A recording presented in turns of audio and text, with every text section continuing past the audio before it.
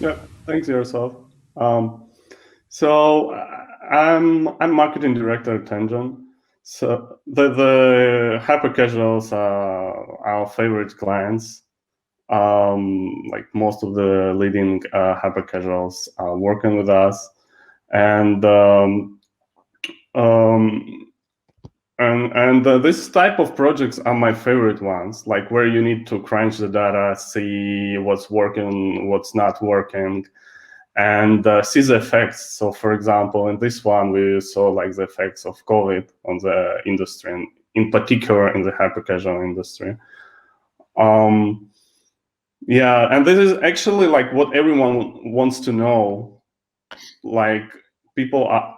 Guys, please, we have some technical interruption, so I'd like to wait just a couple of seconds. All right, just stay in line and we will relaunch maybe in some way. Okay, so just waiting.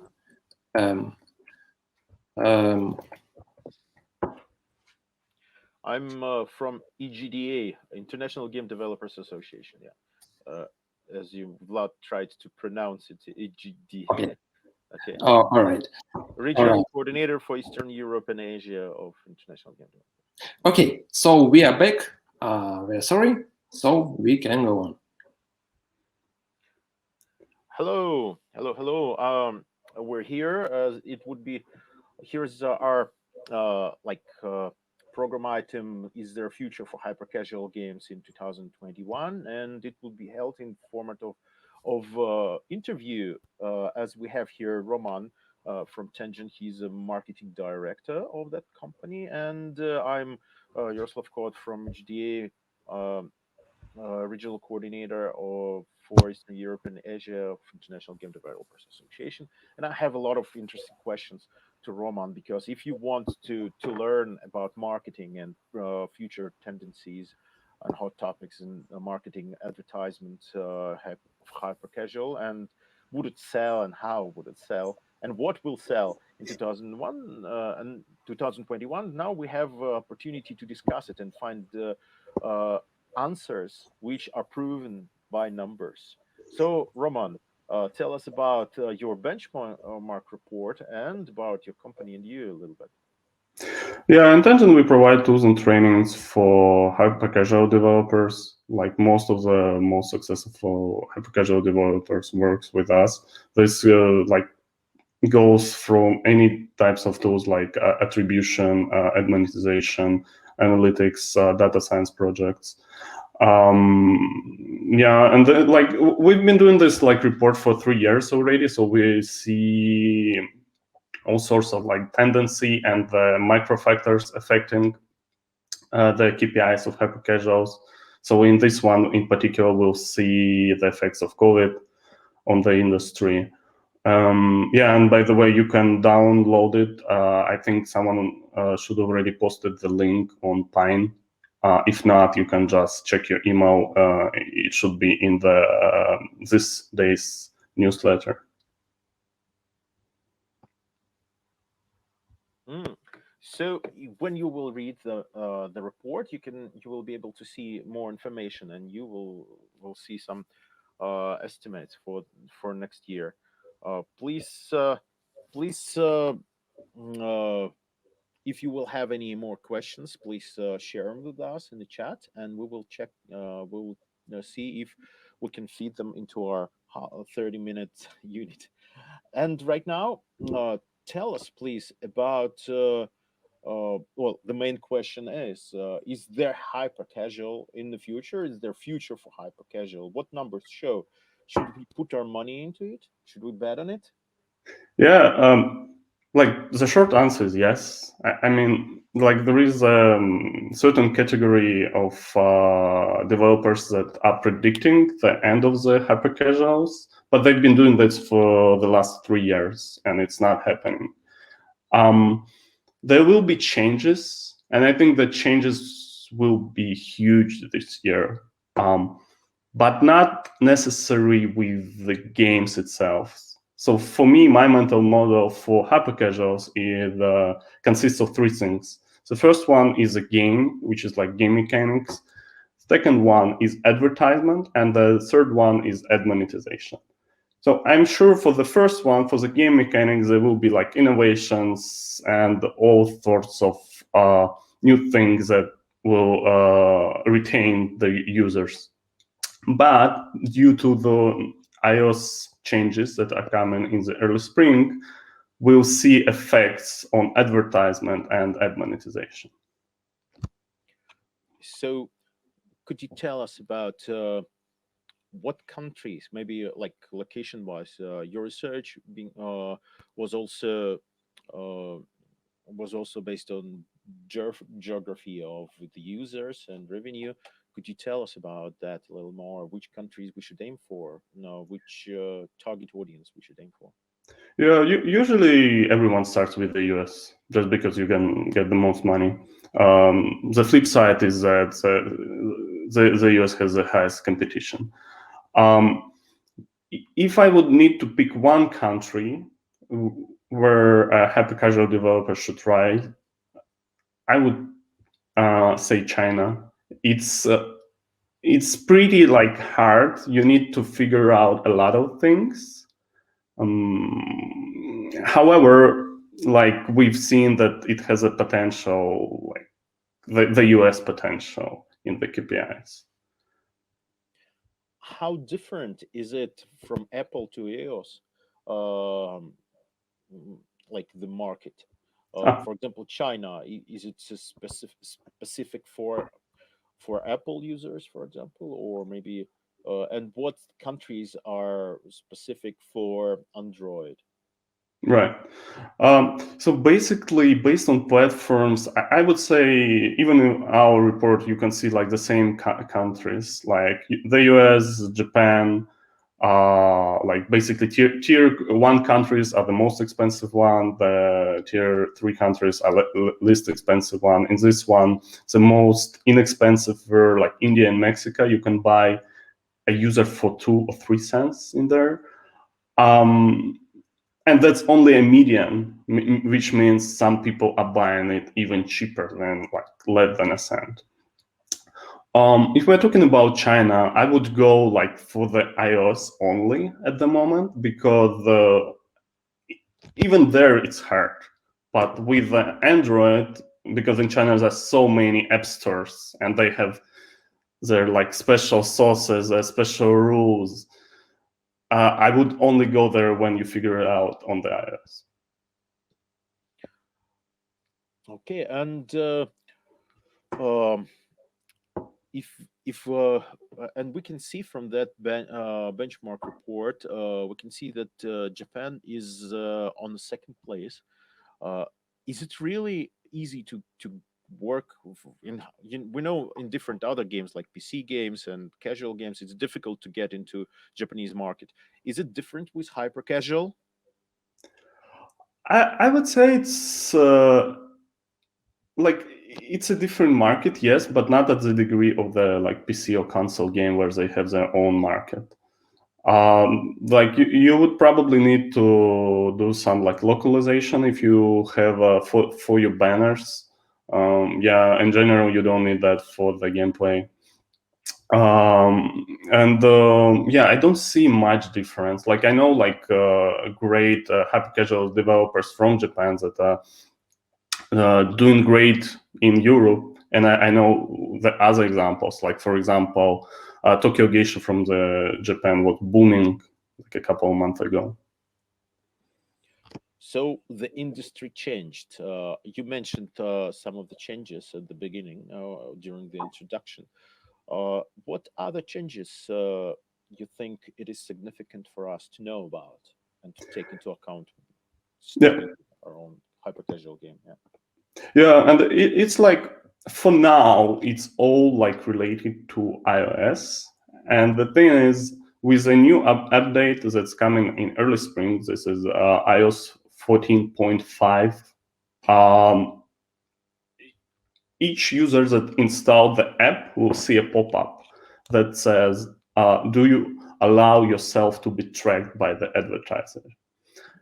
if user clicks no, advertiser won't have information on that user, which means you won't be able to measure the performance of this like campaigns, which means we estimate that less 20% of the users will say yes. So out of 100%, you will have only 20% on iOS.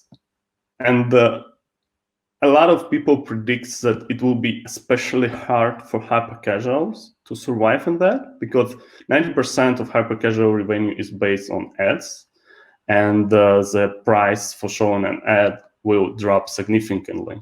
For example, Facebook says it will decrease by like 50%. In my humble opinion, I think the decrease would be around like 30%, 40%, but still that's pretty significant.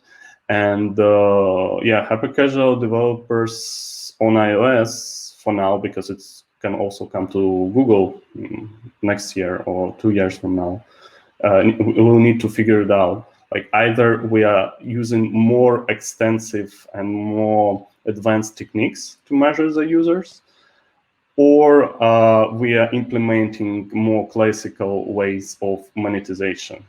And we already seen that actually, like subscription and in-app purchases. So as we understand, hypercasual mainly exists on advertisement market, and on promotion of the game itself. Could you tell us, please? You're a marketing director of this Tenjin, and you've done this huge research, and you work with companies. Is there changes to how difficult it is for a hyper-casual developer to promote his game? Because right now, because a lot of hyper-casual developers, it's a small teams, like a couple people of one person, perhaps.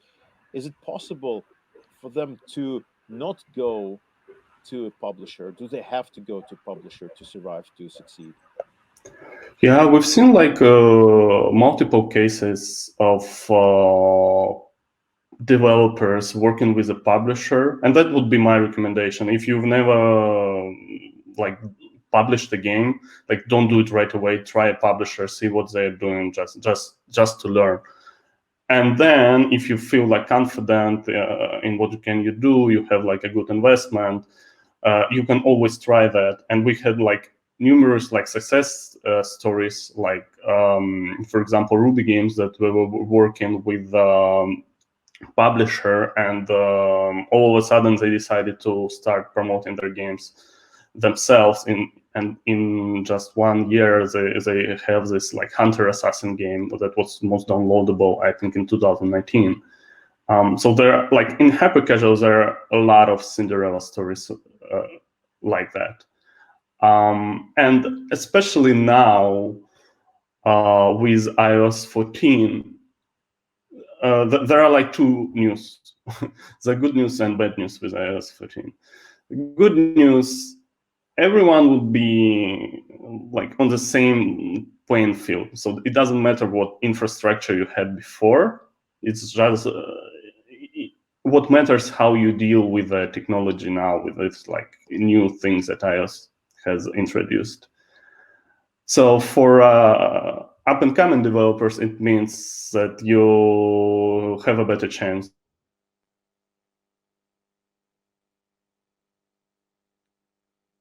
Hello? Yes, and Yaroslav, could you please tell a little bit louder? Talk louder. Okay.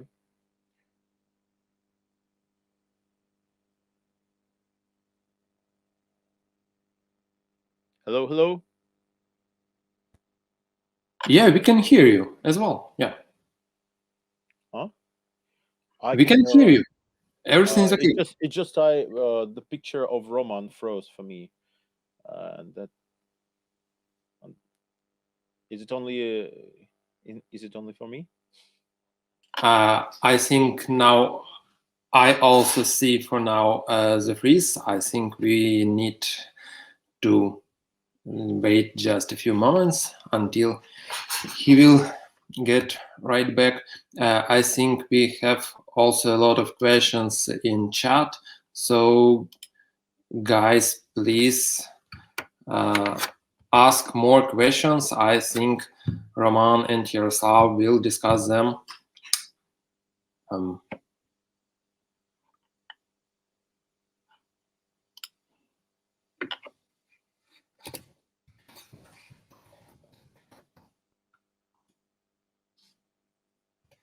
Okay. And we wanted also with Roman to discuss. Now I think. Okay, welcome back. Yes. Okay.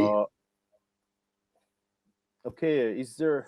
I think we heard to the end of the question or of the answer. Yes. But if there are any questions, anything Roman didn't clear for you guys, write us questions and we will repeat or clear it up.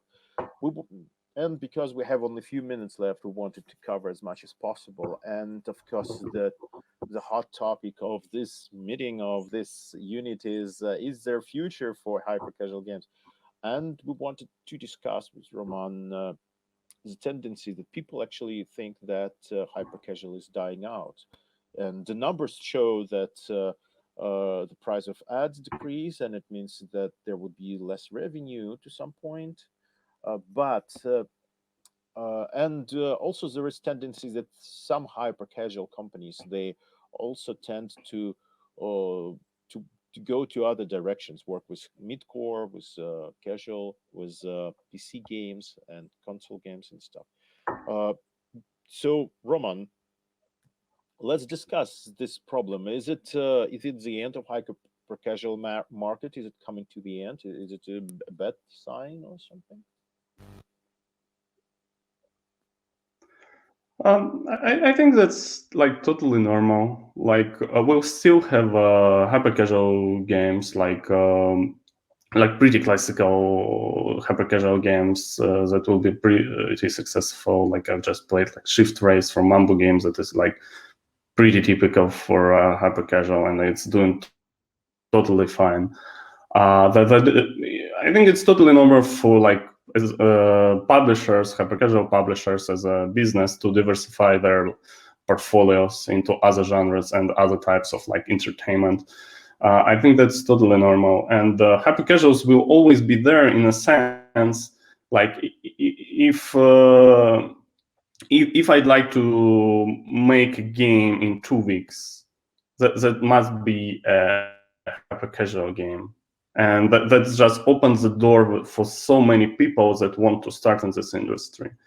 So for example, we have like our wonderful hyper casual chat in Telegram, which got like around 2,000 people in it. And just out of curiosity, I've searched for the same type of chat, but for the midcore games, and there were only like 300 people in it. So it just shows how many people are interested in each topic. Actually, another example of like benefiting from these changes is that yes, the ad monetization and the prices for the ad views are going down, but it means that like brands like I don't know, like Coca-Cola, Nike, can now enter this market, and that's a completely different ball game. So all in all, I'm like pretty positive, and I think the industry, hyper casuals in specific, will just figure it out like they did like for the last 3 years. Are there specific publishers you can see that young developers can look for? Because when you're a young developer, a lot of people are afraid it's easy to clone games, and even though there are cases when cloning being prohibited and legally persecuted, but it's still difficult in many countries.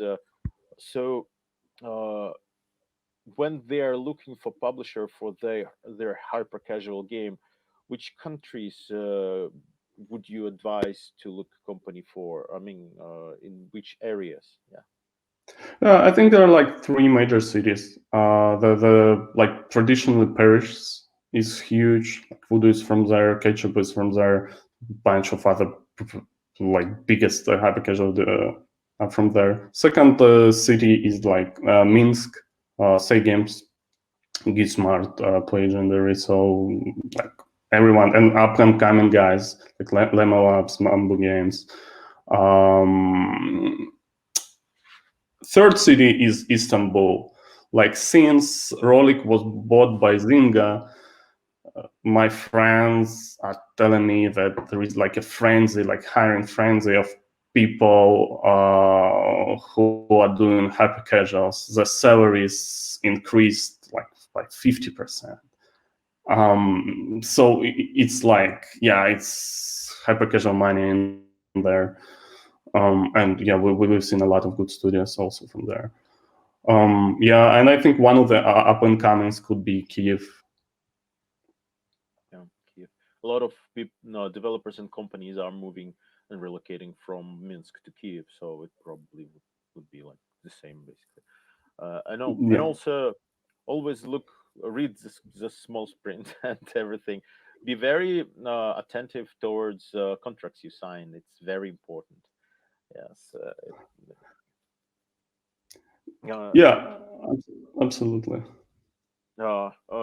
Also, uh, so is there a future for hyper casual games? Our verdict is yes, right? Uh, yeah, the verdict is yes, but it also like it won't be the same as in 2020 or 2019. It's a completely different ballgame. We like our sole focus now is to prepare developers for that. So we're doing like all of the tools is a priority for us that I working with iOS 14, the trainings. So it's just like a completely new world. So everything that you knew about advertisement before the spring of 2021, you can forget that. Now it's time to start from scratch. No, and learn to do ourselves. And another question, of course, we have still a few minutes, so we can fit it in about mechanics. What's going on with mechanics in hyper casual market? Is it evolving somehow? Do they search for new ones, experimenting? Oh yeah, I mean, just a couple of examples. Like Johnny Trigger from the Say Games, it's pretty old, but it's like awesome, right? It's like a Max Payne but hyper casual, right? And I don't know if you like, for example, like can I call this hyper casual, or like it's already a different genre? I don't really like this ultra segmentation of like ultra casual and this sort of things. But they're evolving a lot. Oh, actually, Rolik Games had like hilarious game recently, and it went viral on TikTok and other social media. So you play as a woman and you collect the items that makes your heal higher, and she's like becomes so big, and she needs to go through different obstacles. So this is like ridiculous, like it's ridiculously looking game, but people are just sharing the ads that they saw in TikTok or somewhere else. So it's just went viral. So yeah, I'm sure like there is no end creativity in people. And that's wonderful. Just go to game jams and enjoy life. It all could be needed. Thank you very much. If Vlad is here, it means that our time is up. Unfortunately, thank you for attention. Thank you, Roman. All right, guys, thank you again. It was really interesting. And I think all the questions we have in public chat, I think Yaroslav and Roman can ask publicly in chat. So we will get right back in a few minutes. Thank you very much. Nice to meet you. Thank you. See you guys. Bye.